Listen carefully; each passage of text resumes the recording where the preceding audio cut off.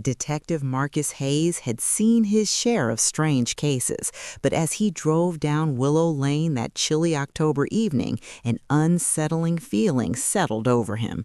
The street looked perfect. Trimmed lawns, children's toys neatly stacked, dogs barking in fenced yards, but there was a tension in the air that couldn't be ignored. At the very end of the lane stood the Whitman house, a grand two-story Victorian with white pillars and a manicured garden. From the outside, it looked like the perfect suburban home. Inside, Marcus suspected it hid horrors that would shock the town. He parked his car and stepped onto the cobblestone driveway. The air smelled faintly of wood polish, something old and sterile, like the house itself wanted to appear untouched. A soft wind rustled the branches of the tall oak trees lining the street, and with each step, Marcus felt the house watching him.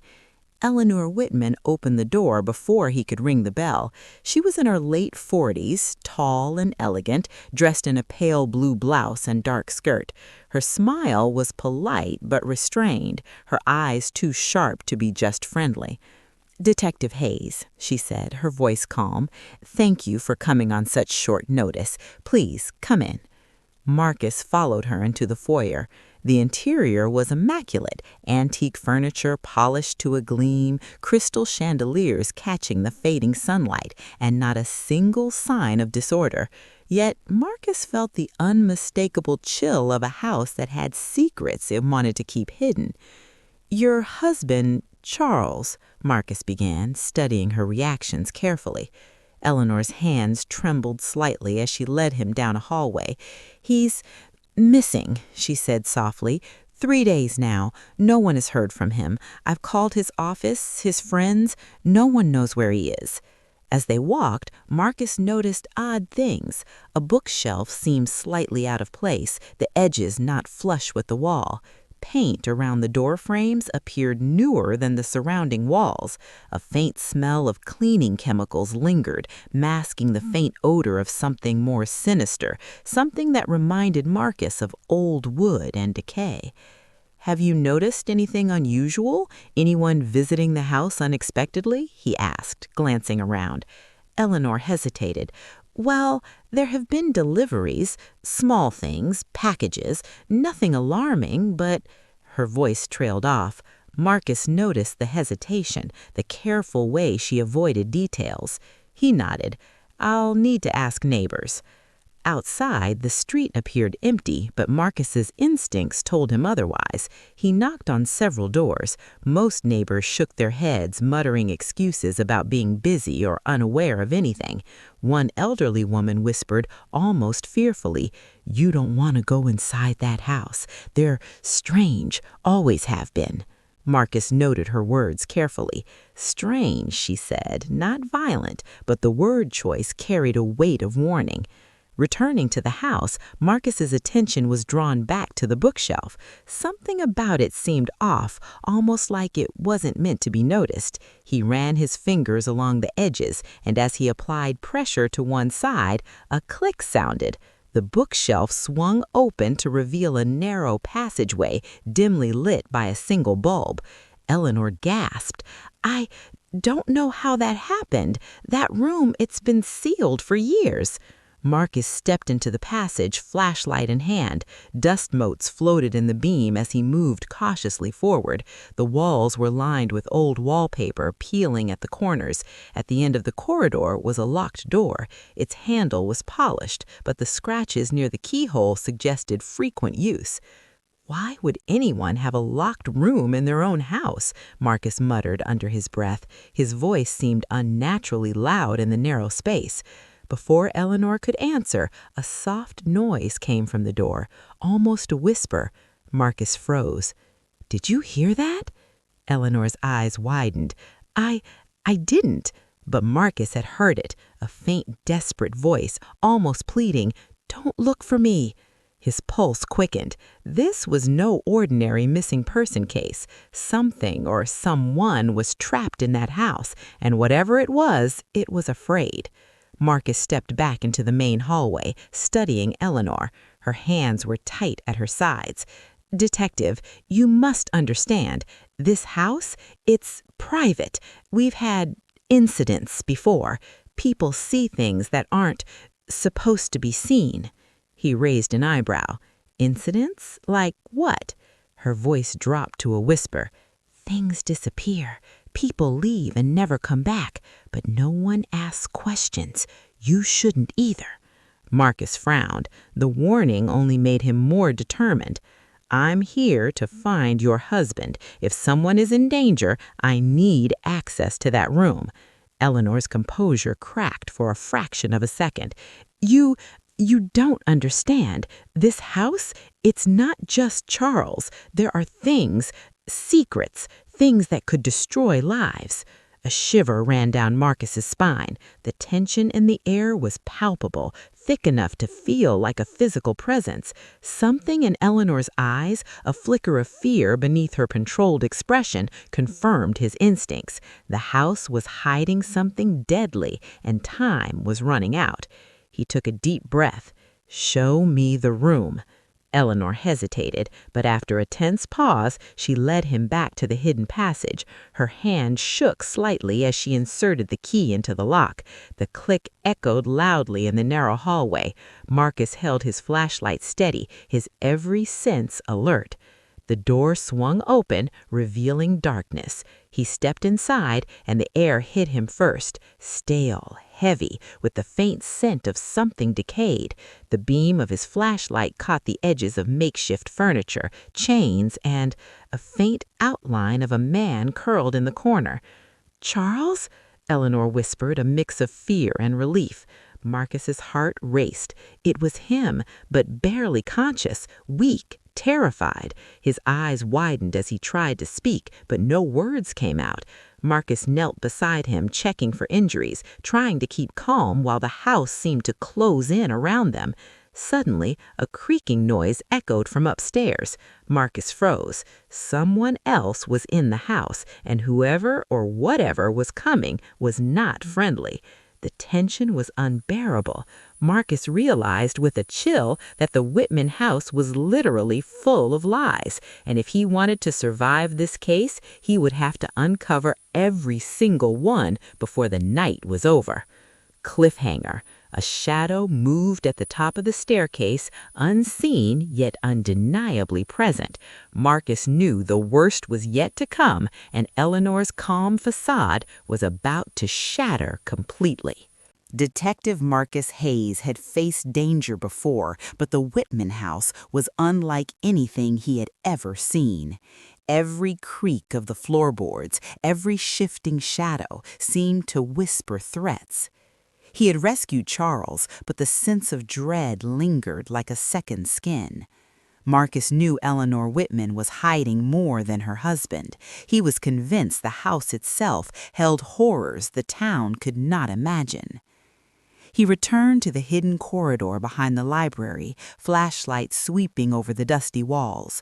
Charles had insisted on staying seated, but his eyes darted nervously toward the ceiling, the walls, everywhere. "Detective, she's not alone in this house. There's something else," he whispered. Marcus frowned. "What do you mean?" Charles swallowed hard. Someone's been helping her, hiding things, watching us, making sure no one leaves." Marcus's heart tightened. The house was a trap, but there was more, an accomplice, or maybe someone enslaved like Charles, forced to obey Eleanor's twisted rules. He pressed on, moving toward the upper floor where he had seen the shadow before. Every door he passed seemed ordinary, yet Marcus knew better. There were patterns here, hidden rules that only someone familiar with the house could navigate safely. He reached the partially open door to the room of photographs and diaries, now examined closely. The photographs revealed a horrifying timeline.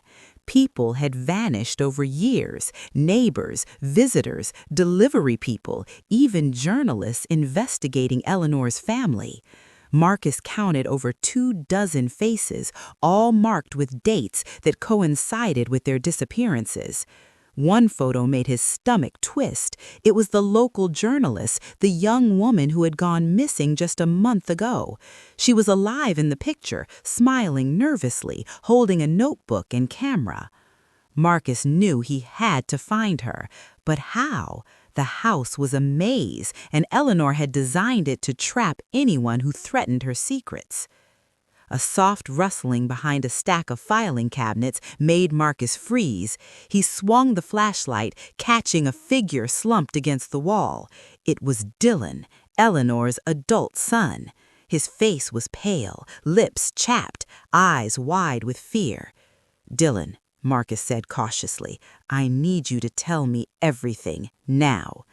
Dylan hesitated, glancing nervously toward the staircase. I can't. She'll kill me. She makes sure no one ever talks." Marcus knelt. "You're safe, Dylan, but only if you help me." Dylan's shoulders slumped in defeat. "It's my mother. She's obsessed. She can't let anyone see the truth. She keeps them in rooms like that." He pointed to the hidden room where Charles had been held. "People who find out too much, they disappear. Some don't come back at all. I helped her because I was scared. I didn't want to end up like them." Marcus's stomach churned. Eleanor's obsession had escalated far beyond mere control of her family.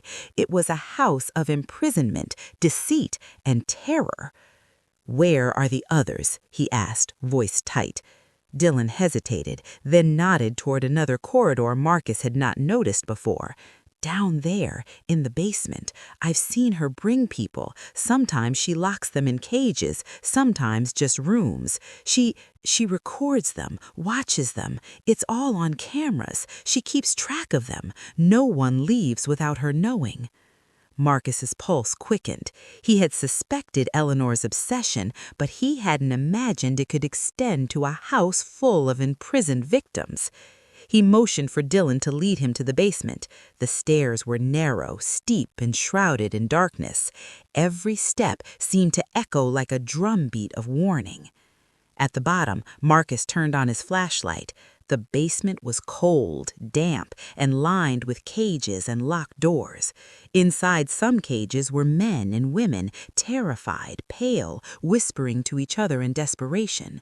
Others were seated in small rooms, chained to furniture, or huddled under thin blankets. Cameras were positioned in corners, monitoring every movement. Marcus realized the horrifying scale. This wasn't just a family secret, it was a calculated system of control. "Eleanor," Dylan whispered, voice shaking, "she does it all for the house, to protect it, to protect us. She thinks it's necessary." Marcus's jaw tightened. Necessary? This is abduction, imprisonment, murder waiting to happen. Suddenly, a loud creak sounded above. Eleanor had returned. Marcus froze, knowing she would be furious. Dylan grabbed his arm. "We have to hide. She'll see the basement lights. She'll know we've been here." Marcus scanned the basement. There were a few storage rooms with doors that could lock from the inside. He motioned for Charles and Dylan to follow him. "Quick, hide, now." They slipped into one of the rooms, shutting the door quietly. Marcus could hear Eleanor's footsteps above, slow and deliberate. Then a sharp knock echoed through the floorboards. "Who's down there?" she called, her voice icy, calm yet dangerous. Marcus whispered, "Stay quiet." Eleanor's heels clicked across the floor. She paused in front of the stairs, listening. Then she muttered something incomprehensible and left. The basement grew still again, except for the trembling breaths of the hidden captives. Marcus exhaled slowly. They had only bought themselves time. He needed a plan. The house was a maze of surveillance, secret passages, and hidden rooms. Eleanor had eyes everywhere. But the victims, the people locked in cages, including Charles, deserved rescue. Marcus began memorizing the layout, noting every camera, every door, every potential escape route. Dylan whispered, "She's planned for everything. Even if you escape with one of us, she knows where the others are. She won't stop." Marcus nodded grimly. "We'll have to move fast and carefully. One wrong step and this house will claim more victims." As they moved deeper into the basement, Marcus's flashlight revealed a stack of newspapers and diaries. Reading through them, Marcus pieced together the horrifying timeline. Eleanor had been operating this system for over a decade, systematically imprisoning anyone who threatened her family's perfect image. There were names, dates, locations, even instructions for how to handle intruders. The scale of her obsession was staggering. Suddenly, a door at the far end of the basement creaked open. A figure emerged from the shadows. Marcus raised his flashlight, heart racing. The figure stepped into the beam. His eyes widened in shock. It was the young journalist, alive but terrified, hair disheveled, eyes darting around the basement. "Detective, help me," she whispered, voice trembling. Marcus exhaled, relief mixing with dread. One life saved, but dozens remained trapped. Eleanor's web of lies, control, and terror had yet to be unraveled completely. Marcus realized then that the night was far from over. The house still held secrets, and Eleanor was still out there, planning, watching. The detective knew one thing with absolute certainty. This case was bigger, far darker, and far deadlier than he had imagined. Cliffhanger. From somewhere deep in the basement, another door creaked open, and a chilling, unnatural voice whispered, "You shouldn't have come here." Marcus shined his flashlight toward the sound, heart pounding. Whatever lay behind that door would change everything. Detective Marcus Hayes took a steadying breath as the chilling whisper echoed again through the basement. "You shouldn't have come here." Every nerve in his body screamed danger. Eleanor Whitman had engineered this house to be a fortress of lies, control, and terror, and she would stop at nothing to maintain it. Marcus knew that confronting her directly would be the deadliest part of his mission, but there was no turning back. He motioned to Charles, Dylan, and the young journalist. "Stay quiet, follow my lead, and no sudden movements. Eleanor will respond to noise first. We have to control the element of surprise." They crept through the basement corridors, Marcus keeping the flashlight low and scanning for cameras or hidden observers. He noticed wires snaking along the walls, part of Eleanor's surveillance system. The house had eyes everywhere, and one misstep could alert her. He paused, noting a series of locked doors and small vents. They were all designed for control, for containment, for making sure the occupants never escaped. At the far end of the basement, a larger, reinforced door caught his attention. A faint metallic smell seeped from the seams. Marcus exchanged a glance with Dylan. "That's where she's keeping the others," Dylan whispered. "Adults, children, anyone who's been too curious." Marcus's jaw tightened. The detective had seen horrors before, but nothing like this. A house used as a prison, a family running it like an empire of fear, victims trapped in a labyrinth of cruelty. It was unimaginable. He quickly formulated a plan. They would enter, rescue the victims, and confront Eleanor at the same time. But they had to move fast. Eleanor would know something was amiss soon. Marcus picked the lock with practiced hands, and the door creaked open. Inside were several rooms, each containing terrified people, their faces pale and eyes wide. Some whispered prayers, others stared at Marcus as if he were an angel come to deliver them from nightmare. Marcus motioned for them to stay calm. "Follow me," he whispered, leading them to the exit. As they moved, a sudden clanging noise echoed through the basement. Eleanor's voice boomed from above. "Stop right there! You're not taking anything!" Marcus froze. Eleanor appeared at the top of the basement stairs, her eyes blazing with fury. She looked younger than her years, her face twisted with a manic obsession. "You think you can take control of my house? This house has protected us for decades. It is mine, and anyone who threatens it—" She paused, and Marcus saw the glint of a large wrench in her hand. "Pays." He raised his flashlight and his voice firm.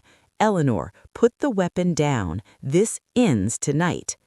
Her laughter was sharp, almost hysterical. "You don't understand. It's not me, it's the house. The house protects itself. Every secret, every rule, every lie. It's alive, and it punishes trespassers." Marcus's mind raced. She truly believed the house itself demanded obedience, that fear and control were justified. But belief or delusion, it didn't matter now. The people were at risk. Suddenly, she lunged down the stairs, swinging the wrench. Marcus dodged and tackled her to the floor, both struggling for control. Charles and Dylan moved quickly, helping Marcus restrain Eleanor. The young journalist backed away, but kept her camera handy, documenting everything as evidence. Eleanor screamed, her fury uncontained. "You can't stop me! The house, it will avenge me!" Marcus pressed her down, speaking calmly but firmly.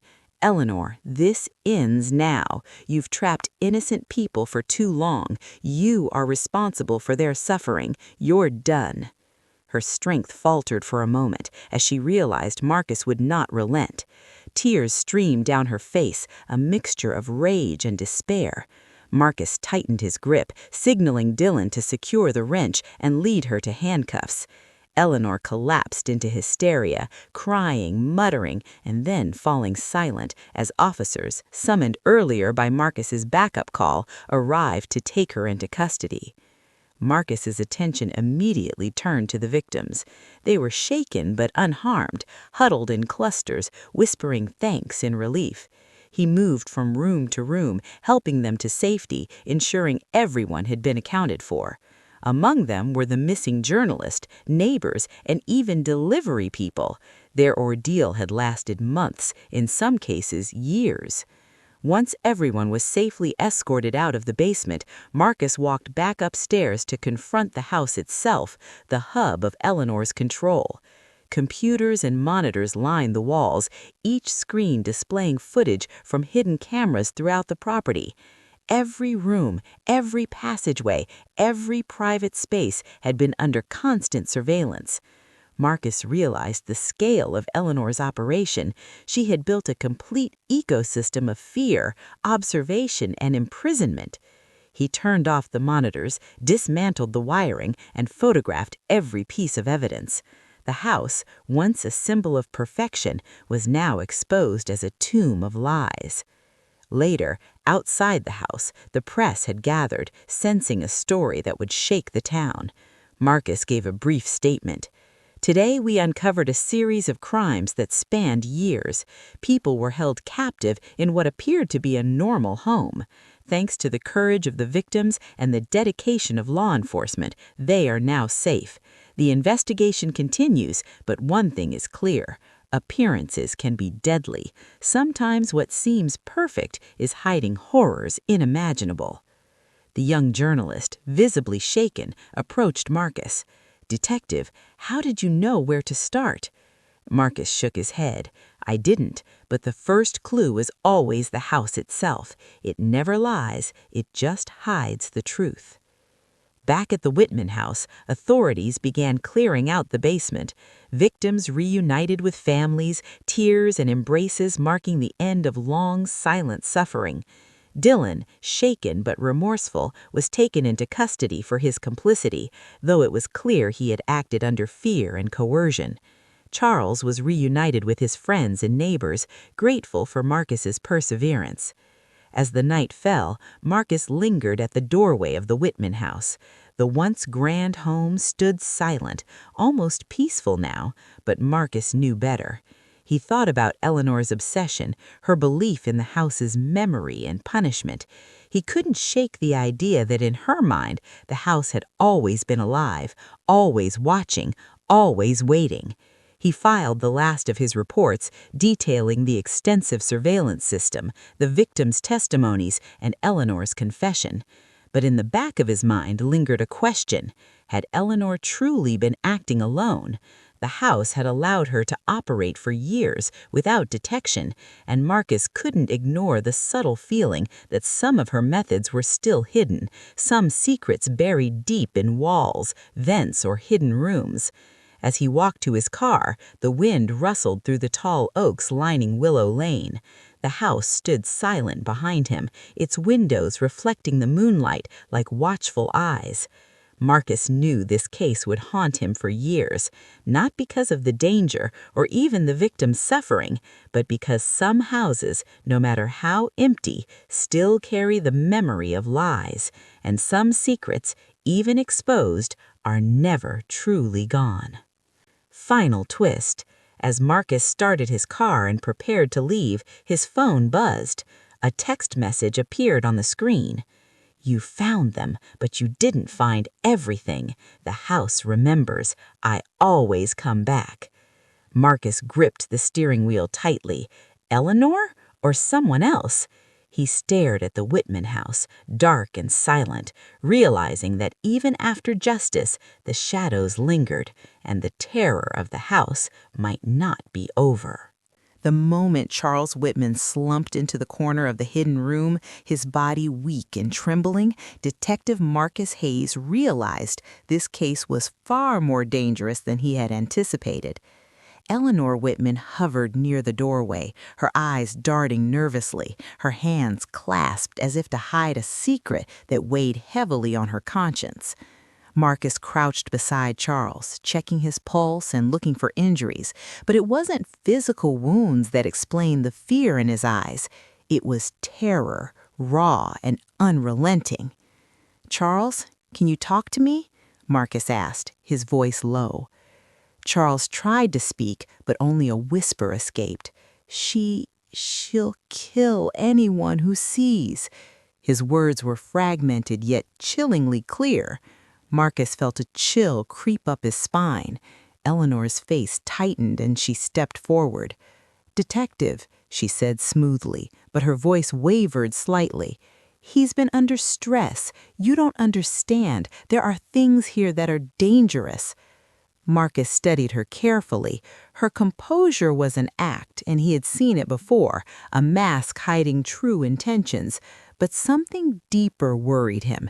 It wasn't just Eleanor. Someone else was in the house. He had felt it upstairs, the movement, the shadow on the staircase. "Eleanor," Marcus said, keeping his tone calm, "I need to know everything. Who else is here? Has anyone else been harmed?" Eleanor hesitated, swallowing hard. "You wouldn't believe me if I told you. This house, it's not just ours. It has rules, rules that must be obeyed.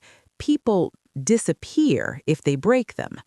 Marcus felt a surge of anger and disbelief. He had investigated countless crimes, but the tension in Eleanor's words made the hairs on the back of his neck stand up. "Disappear? You mean murder?" She shook her head quickly. "No, not murder, not always, but people are held, controlled. The house, it watches, it punishes, it protects itself." Marcus's eyes narrowed. "You're saying the house is alive?" Eleanor's lips twitched in a half smile. "Not alive exactly, but it has memory. It remembers everything, and anyone who disturbs that memory pays a price."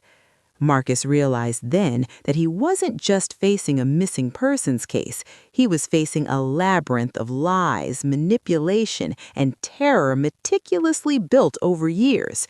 He needed more information, and fast.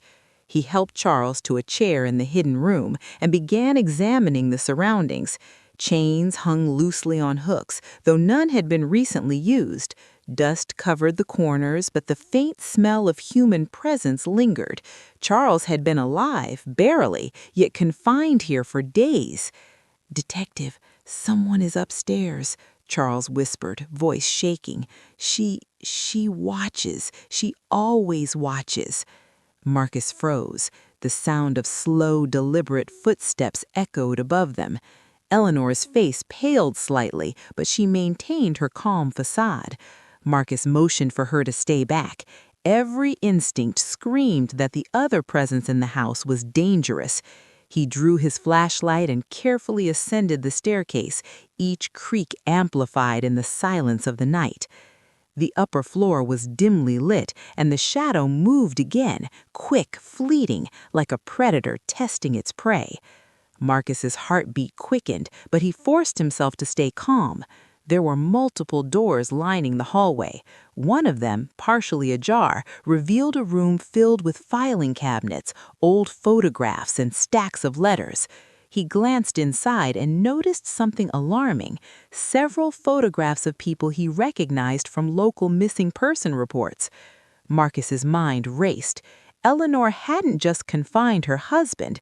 This house had been a prison for others, people who had gotten too close to her secrets.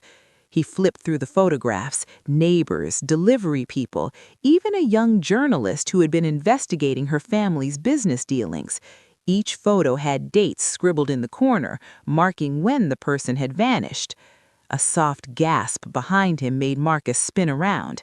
Eleanor stood at the doorway, her eyes wild, fear and anger fighting for dominance.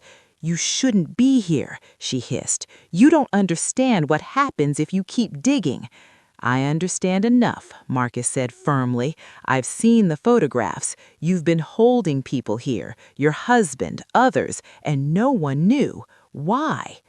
Eleanor's hands trembled, and for a brief moment her carefully constructed mask faltered. It wasn't supposed to get this far. Charles, he knew too much. He wanted to tell the world. He didn't understand the rules.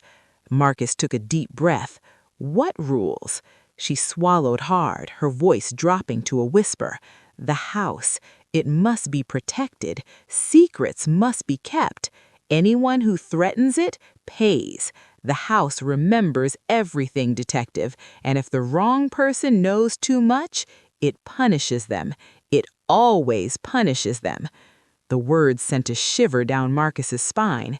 He had heard of obsessive families hiding wealth or secrets, but never a house with such an intricate web of control. His gaze shifted back to the photographs. One in particular caught his attention.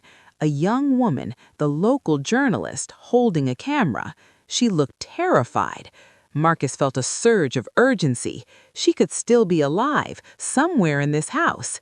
Suddenly, a loud bang echoed from the main floor, like a door slamming shut. Marcus froze, flashlight trained on the hallway. Eleanor's calm composure cracked completely. "Go, now! You don't understand what you're dealing with," she shouted. Marcus didn't move. His instinct screamed danger, yet he knew he couldn't leave Charles or anyone else trapped. He descended carefully, noticing subtle movements in the shadows, shapes shifting just out of his corner of eye.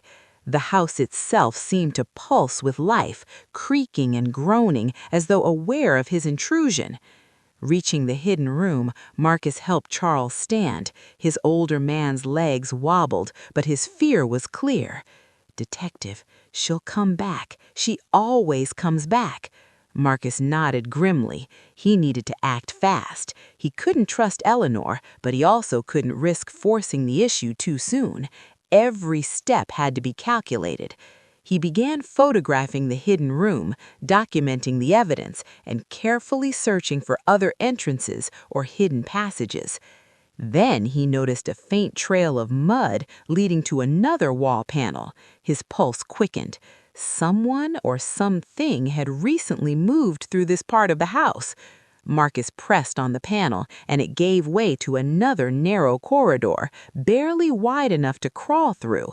The air was colder here, and the faint scent of decay made Marcus gag slightly. He crawled through, flashlight ahead, discovering a small storage area filled with suitcases, personal belongings, and diaries.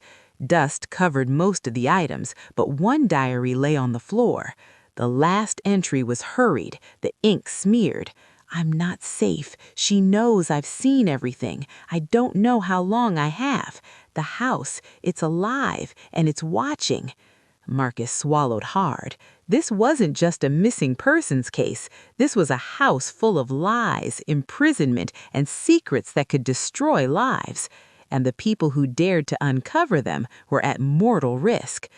A sudden noise upstairs, the shadow again, snapped Marcus's attention. Someone was moving towards him, fast. Eleanor's warning echoed in his mind. "You don't know what you're dealing with." Marcus steadied himself, flashlight shaking slightly in his grip, realizing he had only scratched the surface. The Whitman house was a labyrinth of fear, and if he wanted to survive, he would have to uncover every secret before it claimed more lives. Cliffhanger.